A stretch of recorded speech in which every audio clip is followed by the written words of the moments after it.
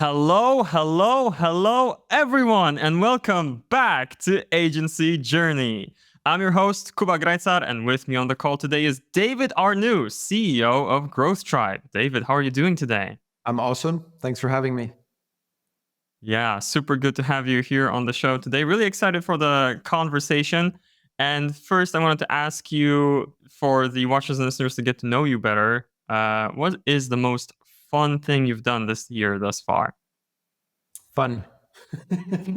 Yes, let's start with fun before we get into business. Okay. We're talking like professionally, or it can also be personally. Personally, it's fine too. Pick whichever. Okay. I'm renovating a monastery. What? I don't know if that's fun, but let's say it's the most fun and engaging thing that I've been doing. You gotta give us more detail about that. What do you mean you're renovating a monastery? So I bought a place in France, a little bit in the middle of nature, although it's close to cities. And then there's a whole monastic part to the place, so that part's being renovated. I'm not doing it myself manually because I don't have the time running the business, but I have a team that's sort of doing that renovation. I don't know if I call it fun, actually. Let's just say it's engaging, and it's a completely different learning curve than the digital world. Like a fulfilling side project. I can see that. So what is the most surprising thing that you learned about renovating a monastery? It's just great to dive into a learning curve of something that you don't know or understand at all. It really challenges you rather than trying to, perfect the extra 5-6% of the field that you're already in, going for something completely new, understanding the foundations of stones, of types of soil, of types of walls, of irrigation, of protecting a house from water, et cetera, et cetera. It really expands your cognitive bandwidth and the mental analogies you start making even within business. So it's just great to start learning something from scratch again. And funnily enough, I feel like it's actually helping me in my job. There's a really nice book by Epstein. I think it's David Epstein, called Range, and I think it's called, the subtitle is Generalists Thrive in a Specialized World. And he starts the book off by saying that almost every single Nobel Prize winner on the planet were extremely broad mindset people who also had a second or a third or a fourth passion, whether they were doing an instrument or a specific sport, or they were interested in physics, but they were also interested in chemistry and in biology. And it's expanding that cognitive bandwidth that is actually so powerful, because you take problems from different angles that you wouldn't have thought of. Yeah. And the basis of creativity is usually weak ties in a network. And typically, if you focus too much on specialization, then you're really focusing on the area where you're strong in that network. So you're being sort of creative within this small local maxima. But once you start looking at different fields, then you start creating these ties, and that's where real creativity comes from, linking this idea to this idea. And for those of you who are only listening, I'm showing sort of a network with my fingers and two areas that are really far apart and separated. I just had that in the back of my mind, that the listeners are losing out on the finger and hand gestures you were doing there. And what an excellent thought. Yes, I can absolutely relate to that. I'm so glad I asked the question. On my end, it's music. I decided to start learning bass when I was like 26. And previously, I loved to listen to music, but learning to play, there's so much depth in it, from music theory through, technique, both the physical things you need to do, like with your body, with your fingers, as well as like all the additional knowledge you need to gain, and kind of the additional appreciation you gain for the music that's around you. I can absolutely relate. And hey, now I think I have something in common with Nobel Prize winners, where they have these secondary, tertiary passions. We're waiting for that paper to be published, but and it's crazy, right? Because there's this notion that it's so important to get the foundations right in any field that you're sort of working in. Yeah. And the more I've been working on something that I don't understand at all, like, I don't know where I heard this one, but it was this idea that the most successful people in the world, they choose sort of education over entertainment. But I also think that they understand basic principles of certain fields. And I think if you don't get the foundations right on a house, your house is going to have big problems right down the line. I think the same thing for organizations and same thing for people in their careers and for agencies and for the clients that you work with. And we see again and again that the world's moving so fast that we tend to skip the foundations and jump for the tools right away, or the cool, nifty, shiny new object, shiny new tactic. And so I guess it's the same thing with playing the bass as well. You need to get those foundations right, and be a classic artist before you start to be a deconstructionist and a crazy pop artist or something like that. Yeah, that makes total sense. I have one last question about the monastery. Sorry, out of my own curiosity, like, what's the timeline on a project like this? Before we move on, like, how long do you think this will take until they finish? Like completely finished? Never. You're never done with buildings, but let's say it's a 10-year timeline, something like that. Okay. About 10 years. Just curious. Yeah, because it's not full time. I spend about 78 or 80 hours per week on my business on Growth Tribe. So I would say that with the time that I can allocate to it, it's a project we've taken with my wife, and it's like a 10-year timeline. But to get to a point where it's livable, you're looking at 2 years. Okay. Well, thank you for the additional context. Okay, I was not expecting to hear about that, but that's what makes these conversations so fascinating. And I love that I asked the question. Pat myself on the back for that one. All right. You mentioned Growth Tribe. You mentioned your main business. Will be getting closer to that. Now, first, I wanted to hit you with a traditional agency journey question. And interesting to hear about that from your perspective, because you don't necessarily run an agency. But still, I wanted to ask you, David, what is your number one tip for agency operators? For people operating an agency, well, it's funny because we used to be the Growth Tribe, before we were an educational platform. We were actually running consulting services. So in a sense, we were organized as an agency. I would say that it's maybe something pretty obvious. It's really about this notion of delivering measurable results. I think it's pretty obvious. But clients, they don't just want ideas, they want outcomes. And then the more data you use to show impact and build trust, the more successful you can be. And impact doesn't always have to be in the numbers. I sometimes find that emotional impact is even more impactful than rational impact. Winning by Design has a very nice blueprint on this. It's looking at impact from a rational or emotional point of view, and it's kind of like an onion where both are linked. But it's pretty obvious what I'm going to say: to just be their growth partner, not just a service provider. There's a fantastic also book that I would recommend, because when we were running as an agency or as a consulting firm, we really struggled with resourcing. Really difficult in terms of hiring, and do you build people up, or do you buy them, or do you use freelancers, or do you use your current team? How do you make sure people don't go and run their own gig, et cetera, et cetera? And there's this book called that I wish I read 3 years earlier, that's called Managing the Professional Service Firm. I don't know if that one's well known in the agency world. And it gave me such a deep understanding of this resourcing aspect, and also how to manage your P&L and how to manage your EBITDA, and how to build connections with your customers, build connections with your team. And so I think that's maybe 2 tips. First one is focus on delivering measurable results, whether it's from a qualitative point of view or quantitative. Working also at that emotional impact that you have, not just the rational impact. And then just a cool little tip is spend a weekend reading Managing the Professional Service Firm. For me, that was really the foundation of running a service firm or a consultancy organization.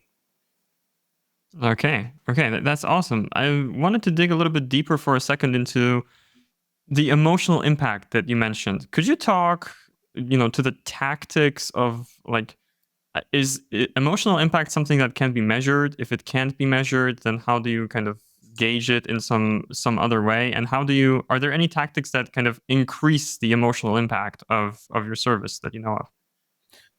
It's a tough one.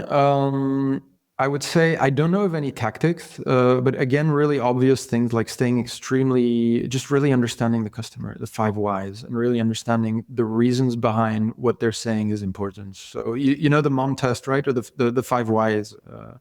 Typically, when you're running a customer interview or doing a discovery call or trying to uncover the needs and the pains of a customer, rather than trying to cram your solution down their throat. The idea is to ask why multiple times so that you start uncovering the layer of the basic human needs that they have.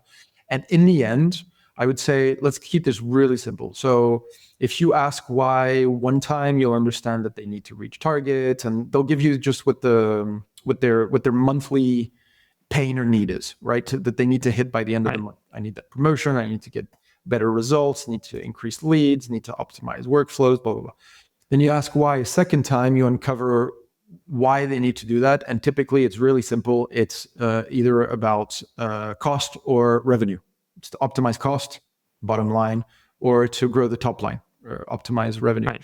When it gets interesting is when you start asking it a third time, the third why or the fourth why. Third why, you'll see that it's down to convenience. I think humans are driven by convenience. Convenience decides almost everything we do.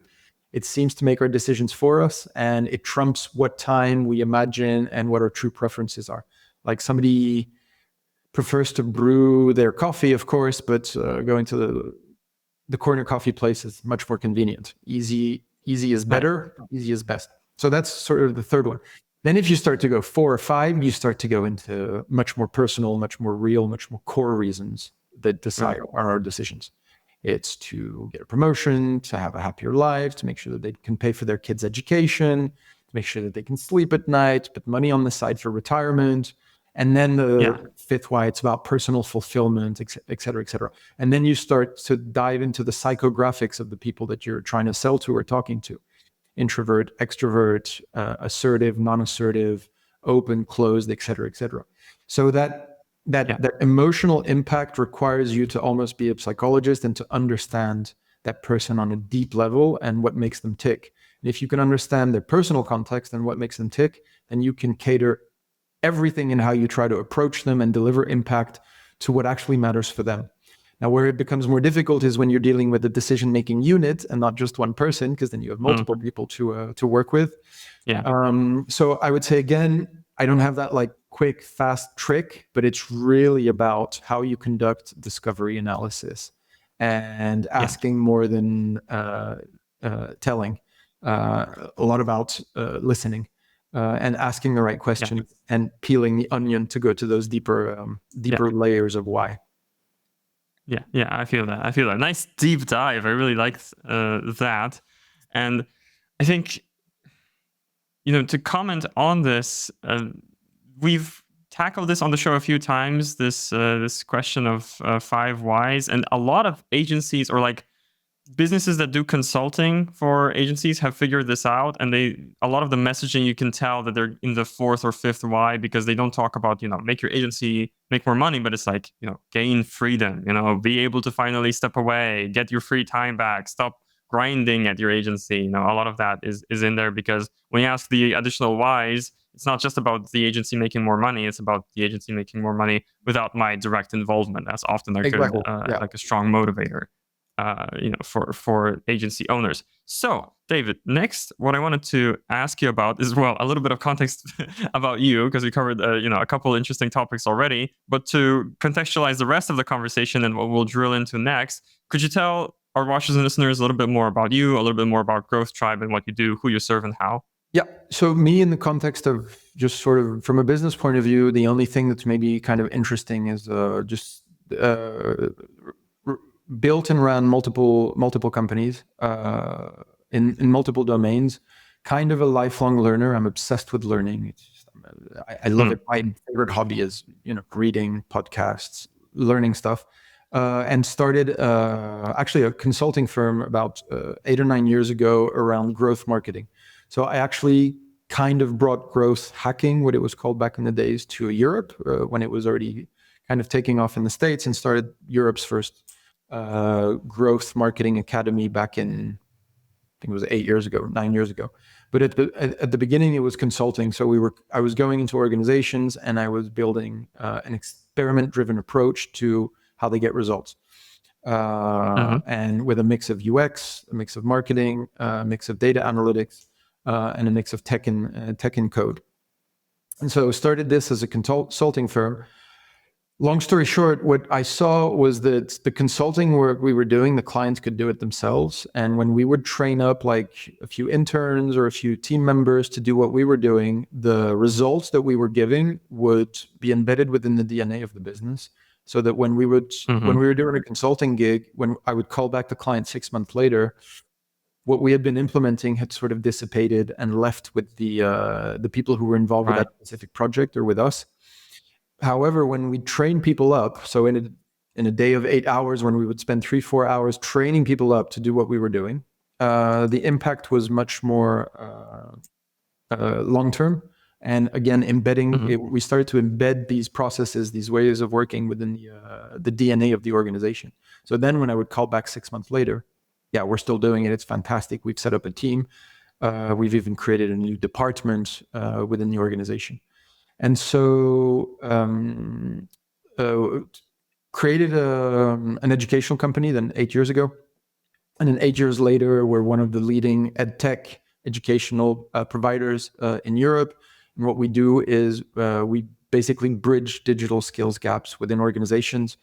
So we allow teams and companies to have more impact by building up on key capabilities within teams and organizations.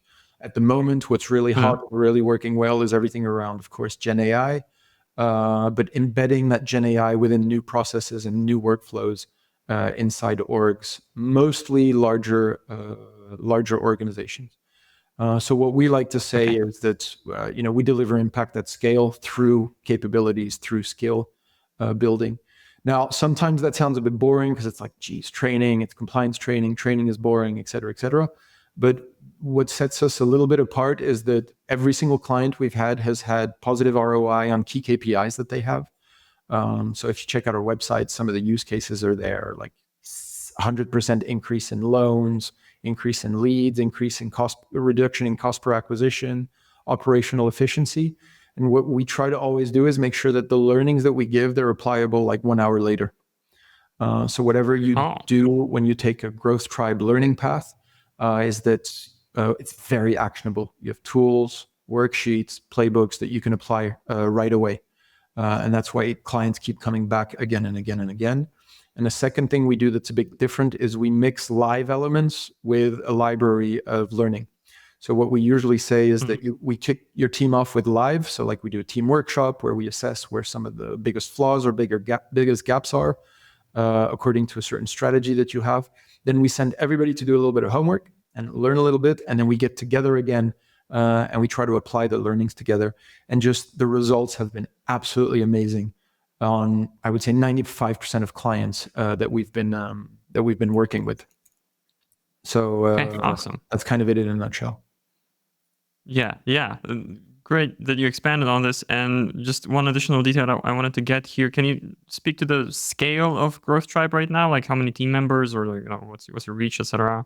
Yeah, of course. So we have 35,000 alumni. So that's people that we've trained or that have been impacted by our learnings. About 1,000. I think we're at 1,000 clients. Or 1,000 companies that we've trained. And then the team size, it goes up and down depending on how we're resourcing projects. But we're like 50% for 50% organization. Okay, gotcha. Thank you for that additional detail. So now there's a lot to drill into from what you talked about. Let me start with this. I'm wondering what you would say. You said you're focused on digital skills gaps, right? Yep. So I think, if I'm running an agency, I'm wondering kind of where the gaps are on my team. What should I be training my team on? I have a feeling Gen AI is going to be part of it. I'm hoping there's something more specific to discuss here. But like from your perspective, kind of you're in the weeds of it. Like, what are the skills that are missing the most, and are organizations aware that they're missing them, or is it that there's something that they don't even know that they need? Almost every single organization knows it and sees it because everything moves so fast that it's impossible to be on top of everything. I think agencies they have to be. They're pretty advanced compared to some of the clients that we work with because it's your job to stay on top of all of the latest changes in any specific field. But Organization, sorry, 100% know it. The answer to what should a company focus on is really, unfortunately, is it depends. And that's why we run diagnostics. So it's a little bit like a doctor will run a diagnostic before prescribing a certain medicine. But there's 3 areas that we have decided to focus on that we see that there's gaps all the time. And that's really on the data and AI part. There's brave new world, fantastic possibilities and capabilities there, but almost none of them are being leveraged, whether it's at the individual level or the team level, because it's just so hard to push these things into production. And the best way to put things into production is to actually start with the capabilities of the team members. So if you had like a Maslow's pyramid of where to start, we tend to start with the tools and the consultants and the processes and the strategy change, but we forget to upgrade the brains of our team members. And typically when you start upgrading the brains of your team members, that's where everything starts to become a lot easier because, like I said, they have a bigger cognitive bandwidth. So we focus on 3 main areas. The first one is growth and marketing. Everything that's customer facing, really customer facing. There's a bit of product in there. There's a bit of marketing. There's a bit of rapid experimentation. There's a bit of customer success. Everything that's really customer facing. We also focus on data and AI, which you can basically nowadays sprinkle a little bit everywhere. And then the third one is we focus on just general business skills and innovation. And it's pretty broad. It could be like Gen AI for managers, prompt engineering, a leader's guide to setting expectations and scoping first use cases, mental models. We have a really, really large and deep library that we adapt based on the needs of the customer. So typically we tailor a path based on business goals. The team learns at their own pace, and then we help those teams implement. So it's hard to say what I would say across the board would be applicable everywhere, especially if you're comparing an agency to a client, so to the actual end user. What we do see, however, is that from an agency hook point of view, the agencies we work with where they're selling their services, but they also upsell some of the learning on the side with us as a partner, they're much more successful in their projects. Not the first project, but typically the upsell or the cross-sell afterwards. Because the client starts to talk the lingo and understands what you're doing better and buys into the tools more and the processes, and they start working like the agency works. And then it's possible to sell a second project or to scale a lot faster on the agency side. So we get along quite well with some consulting firms where basically they come in, they do that pilot project, they sell us as an add-on.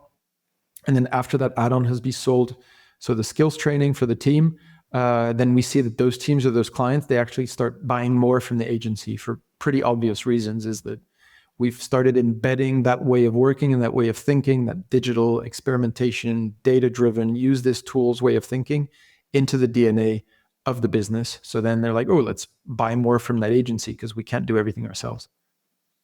Okay, I need to urgently dump this down for myself to make sure that I'm understanding correctly. So we're talking about, let's say, a marketing agency takes on a client in whatever space they're, I don't know, in the pharmaceutical space or whichever. Initially, it's marketing services, but as the partnership develops, the kind of question pops up like, would you like training for your team? They just say that to the client, training for your team to be better marketers themselves. And that training is provided by y'all at Growth Tribe, if I'm getting that correctly. And that helps them become a better, more educated client with like a larger appetite for marketing services because now they kind of see the breadth of everything they could be doing, for example, within marketing. Am I getting that correctly? Basically. Okay, yeah. Okay, I like that a lot.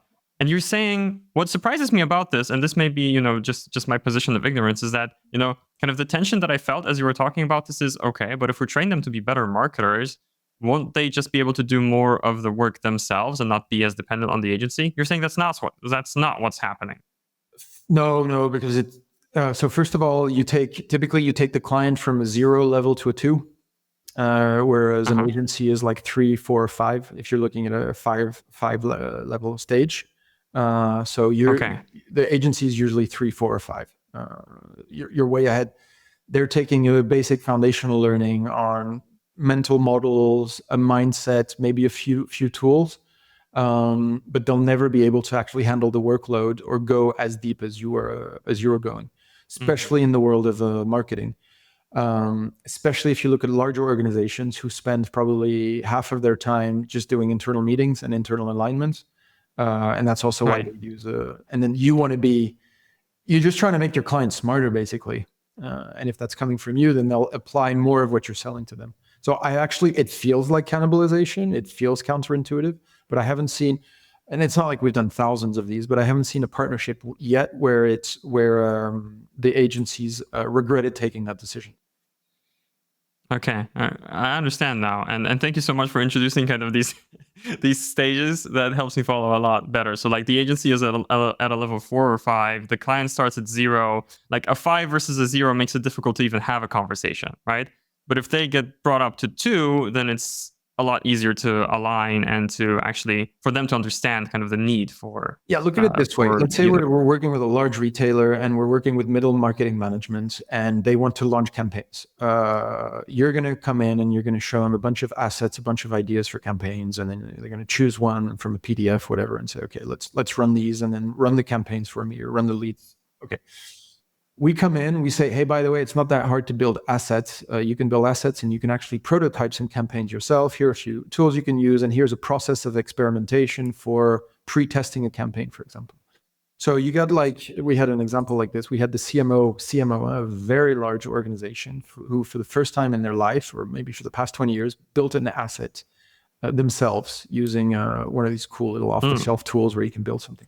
Gave them so much more confidence and so much desire to start experimenting and understanding that you can pre-test campaigns before you launch them, that they actually started spending more on campaigns because they felt more comfortable with these campaigns and with this asset creation. They're not going to sit around and build assets and actually roll out. At the prototyping level, they were able to prototype themselves, which means that they felt they had more control and could actually chip in creatively. So then you get more buy-in, essentially. You get much more buy-in. Agency's role is usually to push at scale and then optimize. But the client, they're not going to push at scale and optimize. But usually they like to be involved in those first steps on whatever you call it, prototyping or creating those first assets in the case of a marketing campaign. One word that stands out to me from what you're talking about is experimentation. It feels like such an important piece of the puzzle here. And I was wondering if you could talk more about like the role of experimentation, teaching experimentation to clients, or it seems to be like foundational here. Can you say a little bit more about that? Yeah, so everything's experimentation, right? Everything is probabilistic thinking. Will I survive by crossing the road? Yes, most probably yes. There's a 0.001% chance that I won't. Will this campaign be successful? I hope so. Now, our idea and our approach at Growth Tribe, and this is embedded in almost everything we teach, is to take an incremental approach to investments, whether it's investment in campaigns or whether it's investment in operational efficiency, et cetera, et cetera. Now, everybody thinks they do that and says they do that. It's called a pilot program or it's called a project, but we think that it should be broken down even more than that. And it's possible to test and to pre-test anything with some basic statistical understanding and the use of qualitative and quantitative data. And this is embedded in our way of working at Growth Tribe, but also in almost every single course or module that we teach. It's this data-informed, incremental approach to business and decision-making. And I truly believe that there is a correlation between quantity of experimentation and business performance. And I'm taking a risk here because I'm not even talking about quality. I actually trust team members for the quality and for the research. But quantity beats quality a lot of the time, because if you run enough experimentation, and that's like multi-arm bandit testing, and we see it with performance ads and stuff, at some point you're going to uncover something that works. Now, so I would say quality is easy nowadays because you can interview customers, pre-test assets, you can be smart, work with smart people, use market research. Typically, most companies are good at the quality side, but it's the quantity of experimentation that is usually missing, and that requires a process of rapid experimentation. And we have a few that we use, but that are embedded within the courses that we have. But it's the scientific method applied to business at scale and fast. In certain industries, it's harder than others. So when you're in direct-to-consumer industries, this is really good. It really applies, whether it's in retail, FMCG, e-commerce, fintech, et cetera, on the B2C side. A bit harder in B2B because the sales cycles are longer and it's harder to get statistical significance, et cetera. But it applies both ways. And what I try to evangelize is just to increase at least the rhythm of experimentation by 2. And then after a while, you get by 5, by 6, by 7. Every client we work with, the number one thing that they come back after running like whether it's an AI program that we have or a marketing program or a growth program, is that, wow, like we've never taken such data-informed decisions before. We've never de-risked so many decisions before. And we're going from a company of know-it-alls to a company of test-it-alls. And that's just really powerful at the organizational level. And it makes people's work so much more meaningful. So yeah. Okay. I love that so much. I want to stay here for a little while longer still. Can you, like, I'm trying to paint a picture in my mind of, okay, they turn from know-it-alls to test-it-alls. Love how you phrased that. What are they doing then? What are the processes and the tools, if you can kind of unveil that a little bit of, like, one thing that comes to my mind is like, let's run some test ad campaigns, right? Test creatives one against the other or headlines one against the other. Like, this is like basic experimentation that comes to my mind of like testing messaging on the market, et cetera, et cetera. So, okay. And that's kind of where my understanding or like my imagination here ends. What else is actually being done here to actually run these experiments and to increase them by a factor of 2, 5, et cetera? Yeah, so the A/B test on paid ads, you can apply that to any decision that needs to be made. So typically, you'd want to apply that to decisions where or projects or campaigns where the unknown is high and where it's very critical. So you think of a 2x2 matrix. If you're thinking of campaigns or if you're thinking of assumptions, you're looking for the top right that are very unknown and very critical to our success. And we just can't seem to agree on it.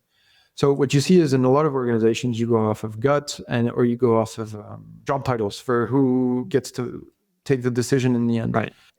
What we're proposing is for anything that's sort of important and unknown and sort of mission critical, rather than discussing forever, is to take an experiment-based approach, which typically means, so we have this process called the GROWS process. That's just an acronym for the scientific method. That's pretty simple. Is that, let's say, and in the middle you have a KPI that you want to improve. You can apply this to any KPI: operational excellence, more revenue, better conversions, better retention of team members, whatever you want, internal, external. You can apply it anywhere. So you focus on this one metric that really matters. There's one KPI that really matters. And then you start to apply this scientific method process where you're going to try to gather ideas, as many ideas as possible, on how to implement, on how to ameliorate, on how to improve that one metric. And the idea with the gathering ideas is to try to get as many different viewpoints as possible. So we usually like to apply a technical viewpoint, analytical viewpoint, a little bit more internal political viewpoint, maybe a creative viewpoint. Gather ideas, and then the idea is to try to rank those ideas according to it can even be a simple framework like ICE, the impact, the cost of running that idea, and the ease of implementing it. And those last two, they're pretty closely correlated. Then what you're going to do is you're going to this is the part that never happens, you're going to outline an experiment. Right? The idea is to outline an experiment and write an experiment card. And where it becomes interesting is our suggestion is that the experiment should not take more than 50% of what your typical pilots or projects take. And we like to use the rule of thumb of 2-3 weeks. So usually you want your experiment to last 2-3 weeks. And that's the constraint that makes this whole process interesting, is that usually you need to redesign that experiment. You need to redesign the original experiment that you wanted. Because if this is about employee retention, you're not going to find lagging data in a 2-3 week period. You might need 2-3 years. So what you do is you usually cut down your hypothesis into smaller pieces. What's the hypothesis behind the hypothesis? So it's really this exercise of cutting down large hypotheses into smaller ones that starts to get you that cadence of experimentation. So if I'm thinking, I don't know if I should go down that route because I haven't actually worked on one, but if it's an employee retention one, maybe there's a hypothesis under, it's like, so will this allow us to retain people longer? And then maybe a sub hypothesis is, do they even care about this? Right. And the sub hypothesis is, can I even get their attention about this? So then you'd be testing that fast. And the idea is not so much to have a win in this experiment, but it's to get the learnings, because the next step is to study the data.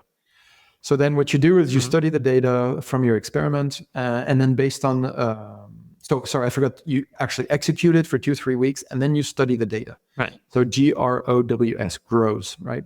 Gather information, gather ideas, rank those ideas, outline an experiment, work, and then study the results. What happens there is by running this process on other than just ad creatives, because like performance marketeers are great at this. It's embedded in their blood, but not everybody else. If you get another team or other parts of the organization start working like this, they're going to start to work like scientists, and they're going to start to take data-informed decisions. And after 2 or 3 months of working like this, you have yourself data-informed people who are asking the right questions rather than always going off of gut feeling. And you start to have that cultural transformation within the business of that data-informed decision-making. And with the clients that we work with, so for example, they start to admit failures in public when it had never been done before. They start to stop having heated, emotional, ego-driven conversations and rather be like, okay, let's just test this, let's try it out. Let's get some early indicators. And that might feel completely normal for us who are in the marketing sphere, but for a lot of other departments or people within the org, it's actually counterintuitive, and it just increases the general IQ of the company, who becomes more data informed as a whole.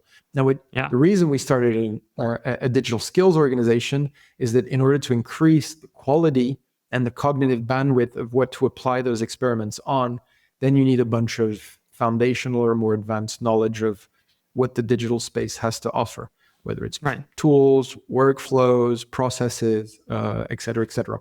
So you change the mindset into an experiment approach, a data-informed, experiment-driven mindset, and then you start feeding that with tools and strategies and workflows left and right. Then you've got yourself a really powerful team that's learning faster, taking decisions faster, taking the right decisions faster, and in the end, that's more customer-centric and just more successful. Yeah, I can see that. And what a picture to paint. Like, you really transported me into this kind of different mindset for an organization. One piece of this that feels important to me is, you mentioned, for example, tackling a problem with like a 2-3 year lead time or timeline, like employee retention. What you put in my mind, the way I envision this is, okay, maybe you can't measure employee retention based on a 3-week experiment, but you can check, like, I don't know, the next team hangout, if you change the way you describe it or organize it, like how many people join it. And that's, some leading indicator of their engagement, and, might have an impact on how long they stay or whether they end up leaving sooner. So I can totally see that, when you think in kind of smaller bets, so to speak, that you can see how you impact that. And I wanted to ask you, by the way, have you heard about that book? Because a lot of that reminds me of the Thinking in Bets book. Annie Duke. Yeah, exactly. That one. Like, I really recommend it to the watchers and listeners. That one is, ever since I read it, I'm so annoying to my friends because they ask me, like, are you going to meet with us for movie night tonight? And I'm like, 80%. It's a fantastic book on probabilistic thinking and probabilistic communicating. And yes, my wife also is a robot sometimes. Exactly. Awesome. Okay, David, I wanted to kind of use the last of our time here. Well, I have one last thing that I'm curious about that's going to be kind of to the side of the conversation thus far. But at ZenPilot, we really like to talk about like internal operations, kind of the machinery that makes an organization run. We're passionate about ClickUp for project management. And we talk a lot about like project management should be kind of habits based, and it's not just about the tool, it's not just about the processes.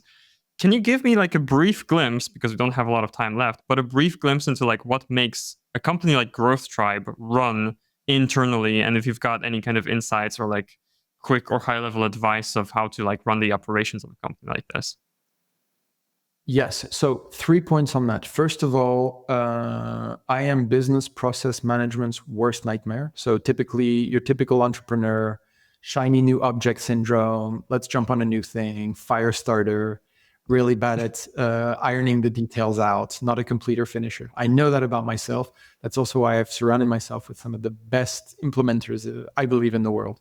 So Mm-hmm. for anybody who's kind of entrepreneurial, do things, build things that break, go, always got a new idea, surround yourself with people who are completer finishers. Monitor evaluators, sure, but completer finishers. It's number one. Okay. I think it's for some people it's in our blood or not. Second thing, important, it's chaos everywhere. Everywhere it's chaos. There's not a single organization where it's not chaotic. So it's normal. Don't worry. I'm in groups of CEOs and of startups, scale ups. Everywhere, everything's moving so fast. There needs to be a bit of chaos, sort of everywhere. The third thing is, I would say, less is more. Via negativa. For me, one of the Ah, best ways to improve things is actually to remove things. There was this study that was done, I can't remember when, like 5 or 6 years ago, and grad students were asked to improve something, and everybody was adding in order to improve. Nobody actually thought to remove in order to improve. And I found that, at least from my point of view, not as a project manager or as somebody who's scaling. I'm much more about planting ideas and pushing them and shaping them. The way I can help, from my point of view, is again, less is more. What can we remove rather than right. add? For example, I would say that even on the tool side, it's probably better to have less tools than more. And I've learned that Right. the hard way. So sure, you want to have Notion and Confluence and Atlassian and ZenPilot and all of the new Otter and the Gen AI automation tools and Clearbit and everything. But actually learn to use the tools that you currently have to 100% rather than stacking and adding on top of them. Because it always feels like a new tool is going to improve things, but it makes the system much more complex. Yeah. So in project management, for example, we learned to use less maybe fancy tools or less Mhm. quantity of tools. That sometimes it was annoying because the UX wasn't exactly what we wanted. It didn't do everything, but just to know how to use them really well and to unfortunately be a little bit strict on SOPs, standing operating procedures, especially in Right. startup scale up. It's Right. counterintuitive, but it actually works well. So if you're using ZenPilot, probably learn to use it. Spend more time learning to use it Yeah. because you're Uh, probably using what you currently have to 20% of its potential. Yeah, I should clarify here at ZenPilot, we don't have a tool. We help companies, all primarily agencies, implement ClickUp and work on top of ClickUp. That's kind of our tool of choice. Yeah. And it does, in our world, help achieve what you just described. You've got 5 different tools. If you want to do SOPs and time tracking and an internal wiki and track your employee data all in one place, ClickUp is one of the only tools that can manage all of that and still manage to have a relatively friendly user experience. But to set it up right, it takes some doing and it takes some expertise, and that's why people work with us to help them achieve that. So I thought I would throw that in there. And wow, Nice little plug. Yeah. the 3 tips you mentioned, particularly the third one, funny coincidence. I just ran a story with one of our clients, Tom Watley from Grizzle, and he mentioned the exact same one, via negativa, sorry, remove to improve. I should look into that more, like, because I heard about it during that conversation about implementation. This is a sign for me that I should look at it more seriously. So thank you for sharing that. And on that Yeah. note, So just if you, one little exercise for learners before we close up, just go check out your website and your collateral and what you're sending to customers. And next time, rather than thinking, what can I add to it? What are the 50% of things I can remove from this? Whether it's an email that you're writing for a client or whether it's a landing page or a brochure, an internal communication. It's Ernest Hemingway. The best way to write is to remove, right? To the substance, to the core. Probably best tip you'll hear today, maybe. That's good. That's nice and tactical and actionable. I love that. That's something you can implement within an hour of hearing this conversation. So I like that. Alrighty. So that unfortunately, is all the time that we had for today. I feel like there's like there was another hour of conversation here easy, so maybe we'll have another one like this sometime soon. But for now, David, let's send the watchers and listeners off with where they can find you, follow you, what they can do to get in touch with you and with Growth Tribe. What we can do is we have these fantastic live sessions that we do at Growth Tribe, which is essentially, we don't try to sell you a membership or learning or courses. We come in and we inspire your organization a bit like this for like an hour and a half or an hour, and we get people excited about Gen AI, rapid experimentation, experimentation in marketing, et cetera, et cetera. So to do that, you just link me up on LinkedIn, David Arnoux, Arnoux, David Arnoux, and then just send me a little message, and we'll hook you up with one of those sessions. And then the website is growthtribe.io. And then for the rest, just add me on LinkedIn. I always like to share a bunch of stuff daily on that platform. Yeah, I've seen your profile and it's a very good follow. And we'll drop the links in the show notes as well for your convenience, dear watchers and listeners. And unfortunately, that is pretty much it for today. Don't forget to like and follow and subscribe to Agency Journey to Zenpilot on YouTube as well. We've got a lot of tutorials, ClickUp and otherwise, and more episodes like this that you can enjoy. David, it's been so great having you on the pod here today. I learned a lot from you. So thank you so much for coming on. Likewise, thanks a lot for the opportunity, Jakob, and everybody have a great morning, day, or evening. Yeah, whichever time of day or night, have a great one. And we'll see you in the next one. Bye, everyone.